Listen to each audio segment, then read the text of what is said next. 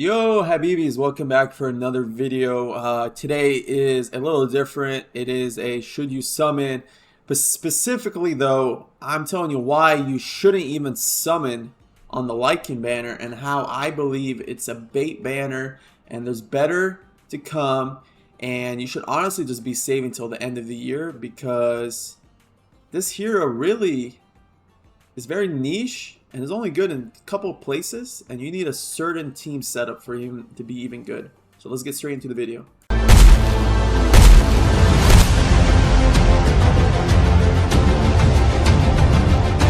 Habibis! Before we get into the video, I have partnered up with Watcher of Realms in Smile 1, and we are now partnered to be able to provide W Gold discounts. All you have to do is press the link in my bio, in the Discord, wherever you are. Just press it. It takes you to this page right here. You put your user ID, your server ID, then you got all these options for W Gold. Pretty nice discount. You can use these W Golds for stamina pots, summoning shards, whatever you need. And there's always events going on. And when these events are going on, there's Smile 1 promotions, and you get extra rewards on top of it. All you gotta do is press a payment method after, put in your zip code, and you're good to go. Even if you're not from the United States, you can always switch your region right here. A bunch of countries that Smile 1 supports, and I appreciate you guys for taking the time to watch this. Now let's get back into the video. Alright, Habibis. So, everybody has been messaging me and being like, Lyken, should I go for Lyken or should I save for Valara's banner down the road? Look, honest answer is I'm not summoning on Lyken, and the reason for that is I really went down through all the pros and cons that Lyken would have for my account, and as an endgame player, honestly, he would only do well in a matrix composition for me, and that matrix composition would involve him not even being under a Lord affiliate. So I'm like, is that really what I want to spend all my shards on, my summons on, just to get a Lyken who would do decent amount of damage in matrix physical, but not really push my account to a point where I'm hitting 150k? So, and another thing is his factions aren't really the craziest. I mean, Arbiter is amazing, right? Nightmare, are you really using Nightmare anywhere in the game currently if you're in endgame? Sure, if you're early game, mid game, you could go for him, right? Because they gave everybody a choose your own Lord, right, pack for free. So most people chose Tordor, right? So most people have Tordor, let's say. Or let's say you just start out, you have Wrath. Okay, yeah, go for Lyken because he can go in. You got your Kagiri, you got your Wukong, boom, you got a Nightmare comp. That's great. But now, Arbiter is the one thing that I'd say, okay, you know, there's potential. But in Matrix, Praetus is magic, damage, okay? You can't really use Praetus, alright? I mean, you do got Erlang. So, I mean, if you're really struggling with Matrix and you're like, okay, you know what? I'm going to give up the damage with Praetus, but I'm going to be able to slot in, you know, I can slot in like Erlang, and I can sub in Lyken, you know, but let's get back to it. Is that really going to be good for Matrix as a late endgame? No, right? Because you got Piercers you can run, you got Northerners you can run, you got Chaotic you can run, you got Watchers.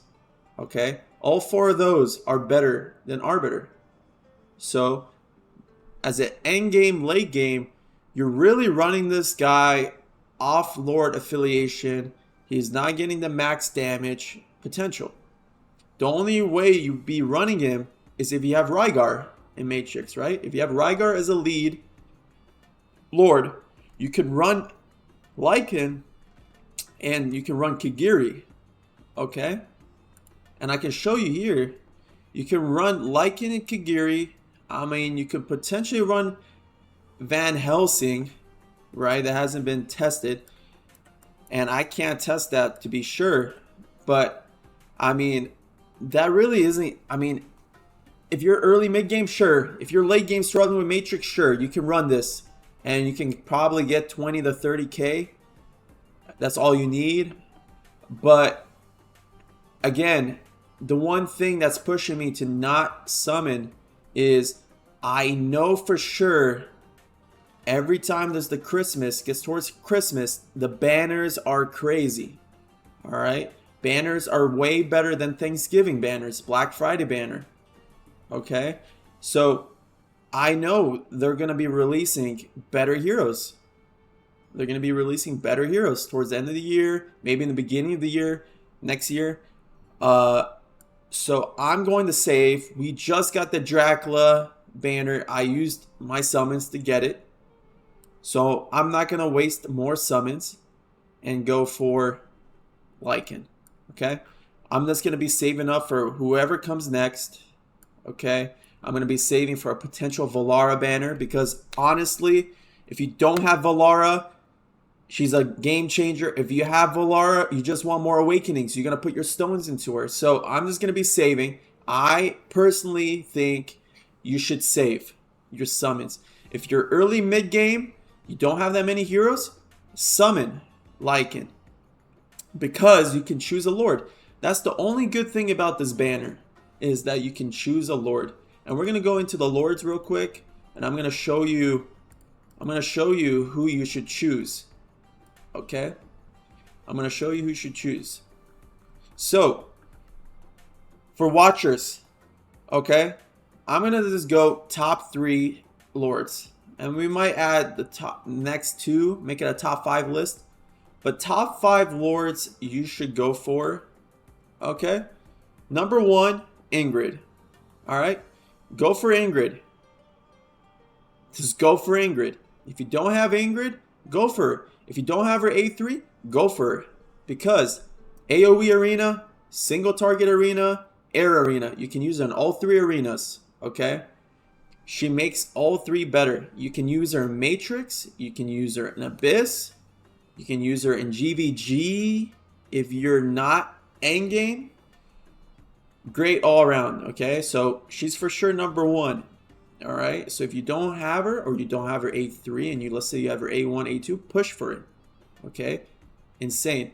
Don't choose Laya. I'm just gonna be straight up. Now here, don't choose King Hearts. Now Elder's cool.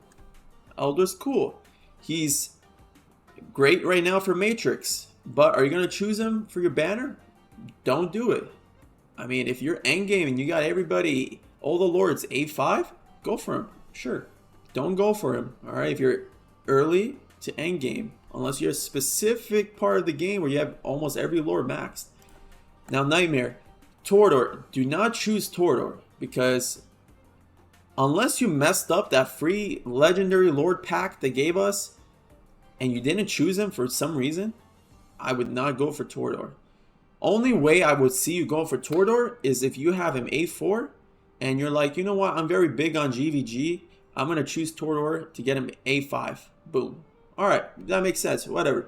But in general, unless you have that certain thing going for you where you need him A5, do not choose Torador. Rygar, do not choose Rygar. Alright? Do not choose him. He's great for Abyss.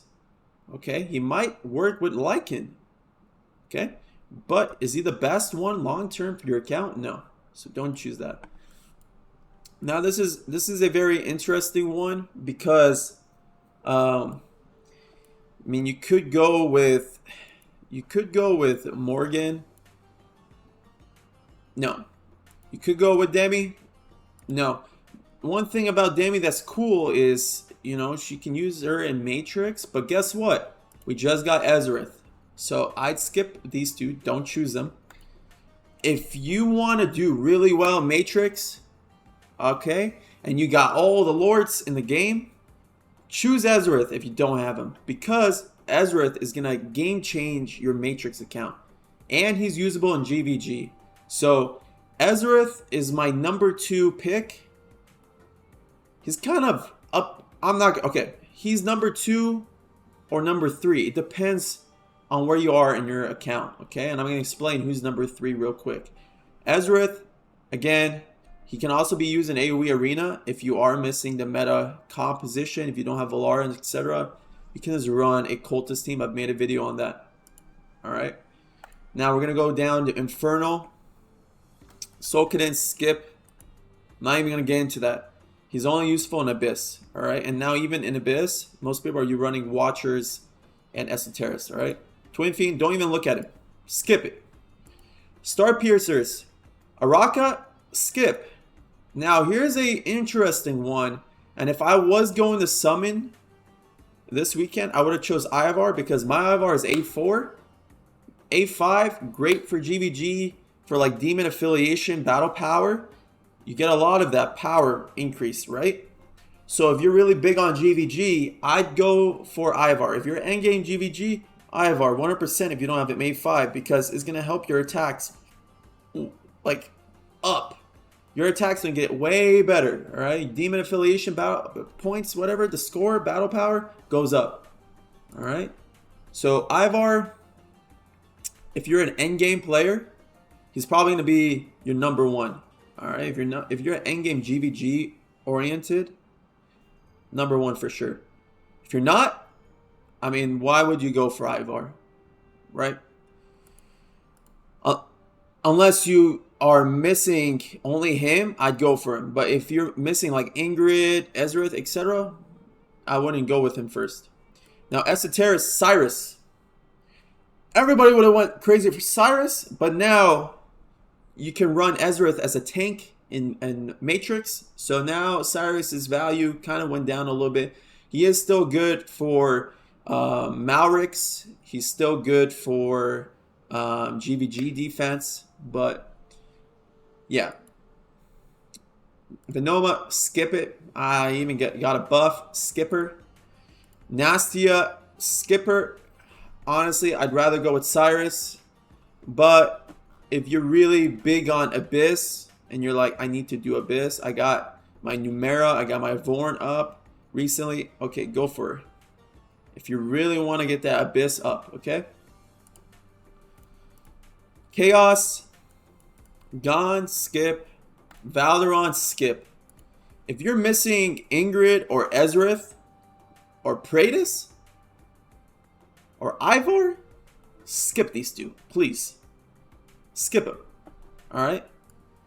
There's a lot of different options in Arena. If you're wondering, like, single target. Okay, are you really going to go just for single target? Like, there's so many aspects of the game where these two are not even used. I mean, they're only used in single target Arena and Malrix.